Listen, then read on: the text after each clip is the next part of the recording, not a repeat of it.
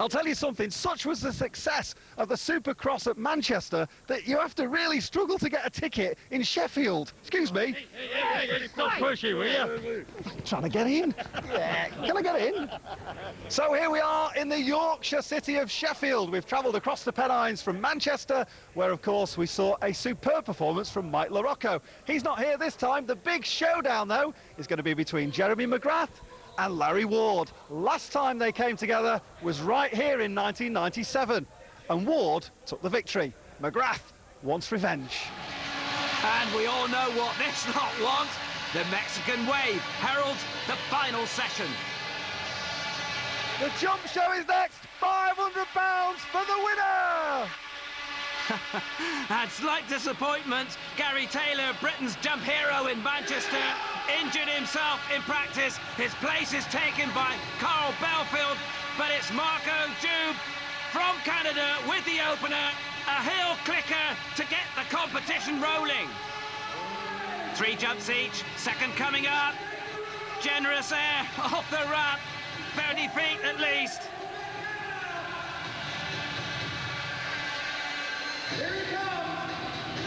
So, one final jump coming up around the corner, throttle wide open.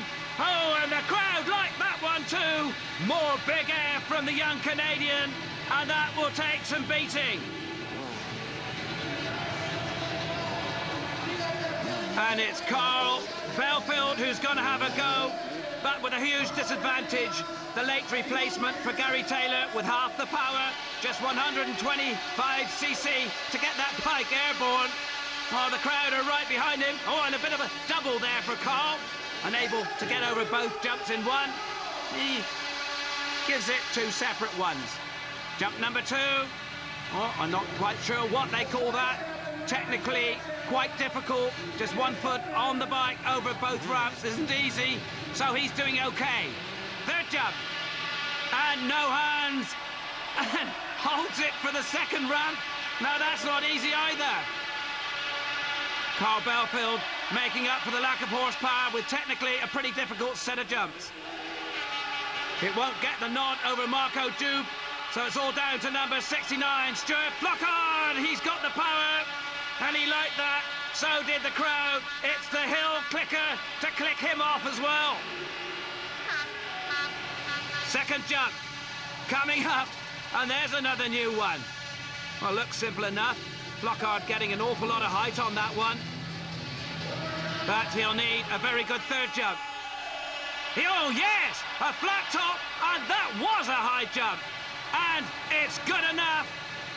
John Hellam gives the nod of approval, and the crowd can celebrate a British victory.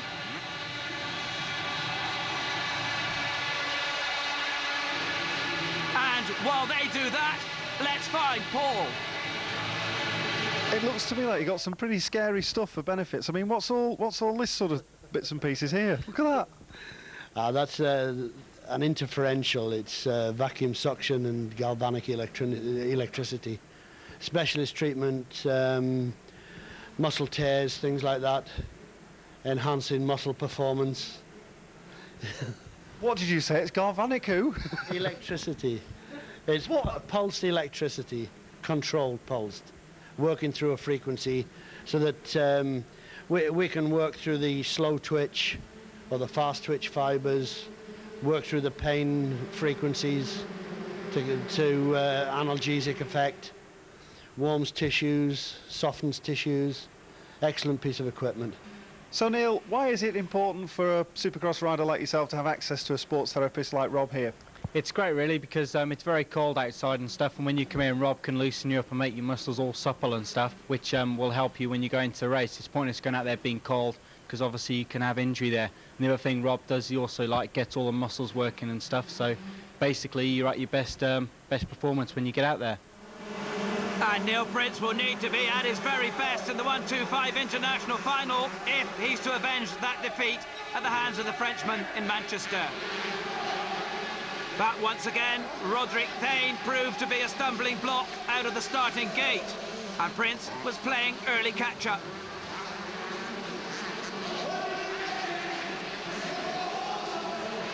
Any prodigy of Kurt Nickel has to be a bit special. And Roderick Thame is certainly that. His pulsating victory in the first leg of this two-hit championship was right out of the Maestro's top drawer. And no one in their right mind would bet against the youngster making it all the way to the top in the next couple of years.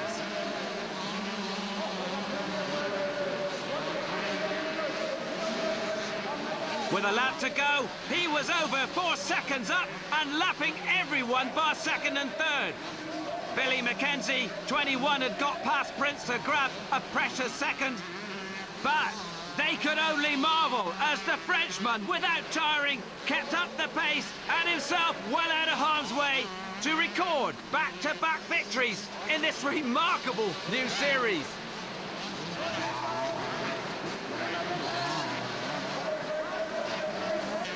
Elsewhere in the British Championship main final, Mike Brown, as a warm-up to the 250 International, gave the crowd a flavour of things to come with a comfortable yet spectacular win over Warren Edwards.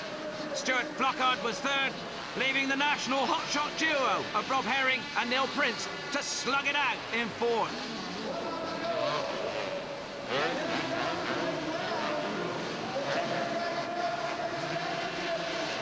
A great victory for Brown, now talking with Paul Massell. I got a good start, and shoot, I didn't have really nobody to pass me and Warren Edwards. I think I had a few close corners there, but then I got the lead and just rode a smooth race and tried to save some energy for the main event. I was going to say, does it help or hinder you doing as much riding as you have planned to do tonight?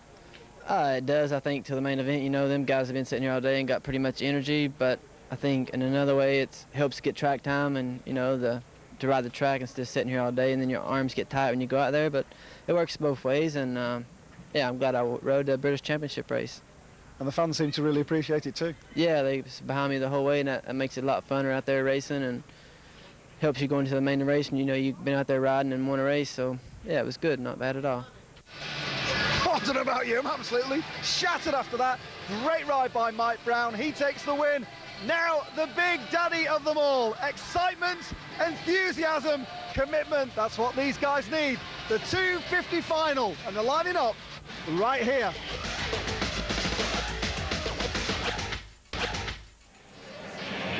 Okay, this is the 20-lap. Welcome back. So here we are, the 20-lap final about to get underway.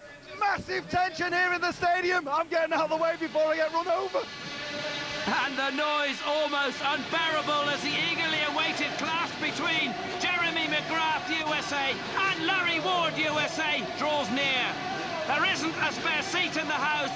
There isn't a spare space on the grid. 20 laps that promised so much, but with a big act to follow.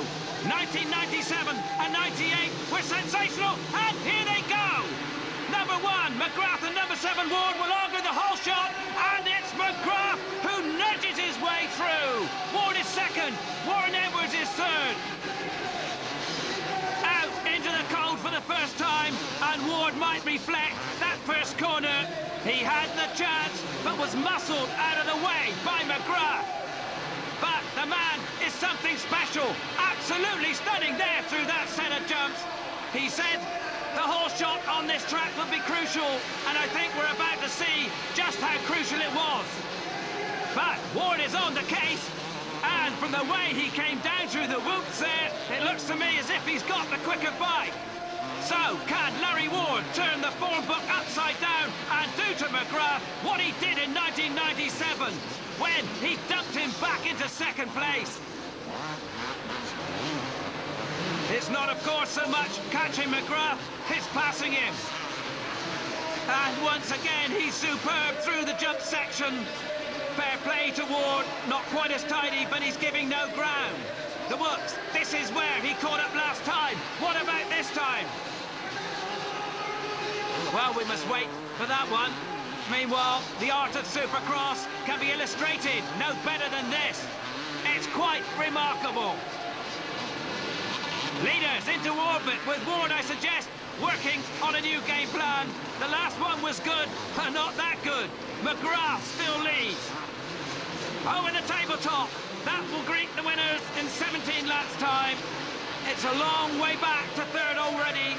Warren Edwards still holds that honour at the moment, with Mike Brown breathing right down his neck. Into the works. Now then, can Ward carve himself another opportunity this time? Yes! No! McGrath is so tight, nudges out a bail onto the track, and Ward is thwarted. Well, they're getting higher and higher. They're getting quicker and quicker.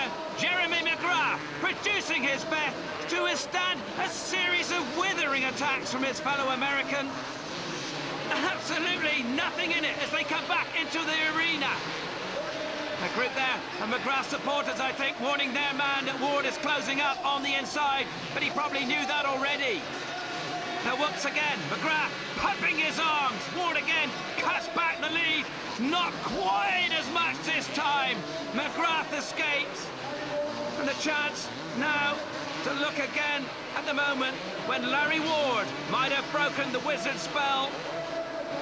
Instead, it was for he, the bell tolled. Mike Brown in fourth, giving Warren Edwards a hard time now. Edwards, who raced so magnificently for 2 laps in Manchester before dropping his bike, is again showing quite a liking and an aptitude for this Supercross lark. And they're not that far behind McGrath and Ward, who continue to dispute first place.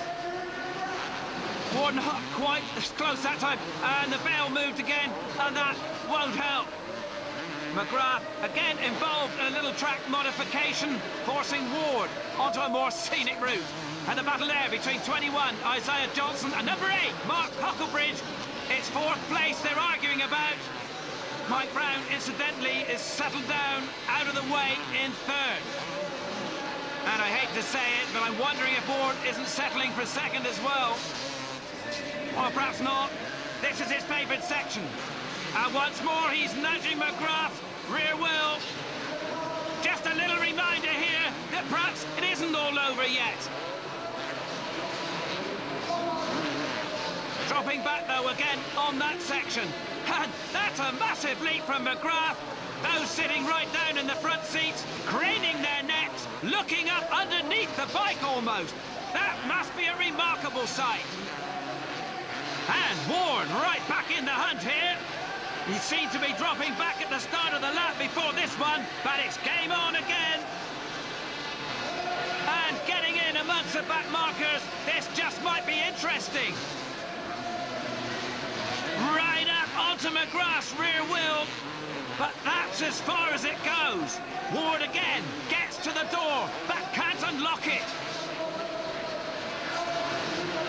The game, however, intensifies as they get in amongst these slower bikes. McGrath with the problems, and Ward ready to pick up any scraps that might be going.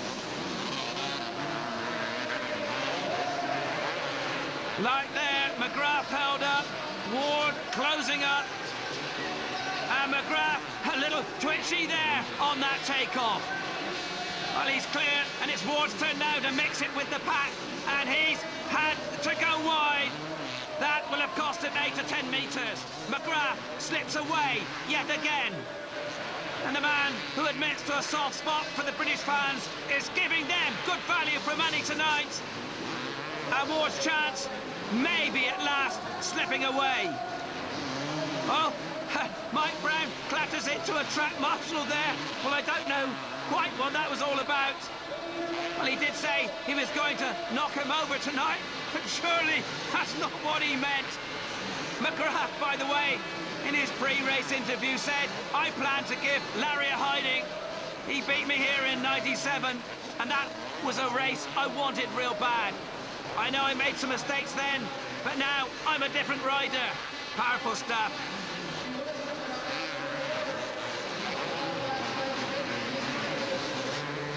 And here comes the track marshal's little moment again. Oh, well, he took a dive there, no doubt about that. On a football pitch, that's a yellow card, or even a red. Going back to the Sheffield '97, the bit that really got up McGrath's nose was Ward's victory words on the podium. He told a packed house, tonight, I was riding a stock Honda. If you want to win races, go out and buy one of these. And that was red rag to McGrath, who just left Honda in a bitter and painful conclusion. There's Brown in third. 9 is Jeff Perrott. 17, Charlie Hollis. And number 3, Warren Edwards, shaking his head, feeling perhaps they should have got out of the way. Mike Brown won't mind. It gives him a bit more space. And I have to say, this time, I think Larry Ward has finally packed up the chase. Maybe, after all, it was a lost cause. He's proved himself more than a match for McGrath on the whoops, on the jumps, as he did in 1997. But the recent change from Suzuki to Kawasaki means it's the first Supercross outing with the new outfit, and that could be the difference. It takes time to get used to and set up with a new manufacturer.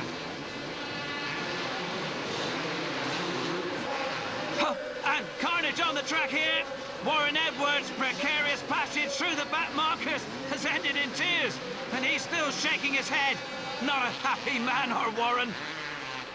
McGrath, with the same problem, negotiates his cleaner as he moves inexorably towards his penultimate lap, and a pretty convincing victory. In his 6 years with Honda, he notched up 6 titles.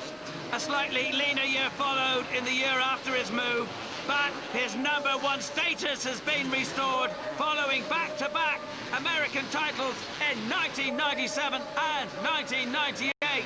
Ask who you like, who's the world's top motocross rider, and invariably his name is top of the pile. He is one of the sport's legends already, that's for sure. Race positions, incidentally, with a lap and a half to go. McGrath is first, Ward second, Brown third.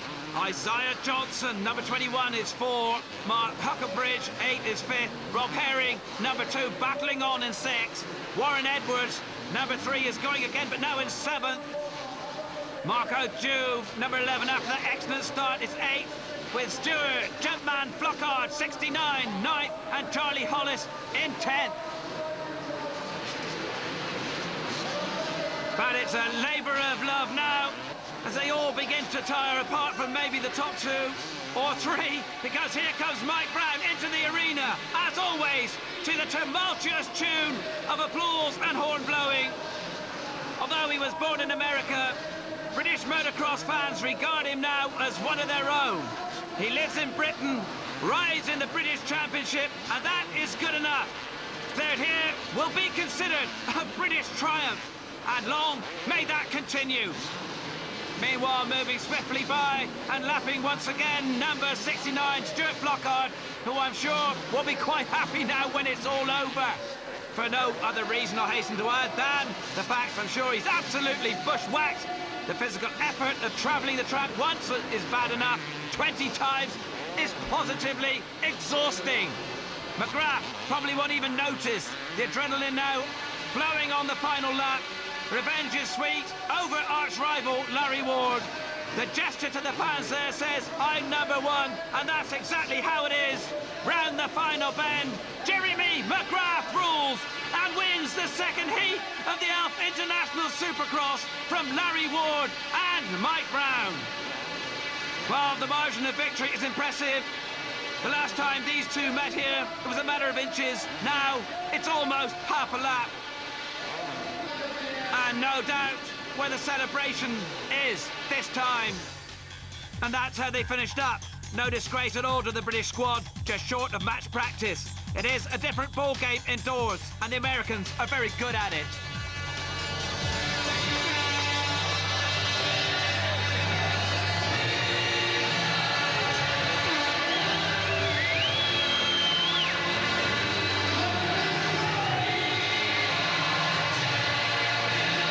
It feels great to be back here at Sheffield. You know, it's a great race, a little fun race, and the guys do a great job here, and I'd like to thank them for having me. And you know, it was one of those tracks today that you had to get the whole shot. If you didn't get the whole shot, you were in bad business. You know, so the start was 90%, and Larry rode a great race. It was just one of those things where if you're in first, you get the lappers first, and it's just kind of one of those races. But I'm happy to be up here. Jeremy got a good start. So did I. We were side by side. He came over on me a little bit, and you know, I could have got him back in the first turn, but I knew it was a long race, and First race out in Kawasaki, I'm real happy to be up here on the podium and go back home and test and get used to that new bike and come out strong here in a couple weeks at the next race. It's absolutely fantastic, really. It's really unbelievable. I cannot believe that one can do that with a motorbike. It's really fantastic. And that view was shared by all of us watching Supercross for the first time. Oh, I don't know about you, I'm absolutely shattered. What an awesome night here at the Sheffield Arena. The International Supercross proving a big hit with the fans. Jeremy McGrath and the Americans are off home, and we hope to be back here next year. From all of us on the team, see you next time.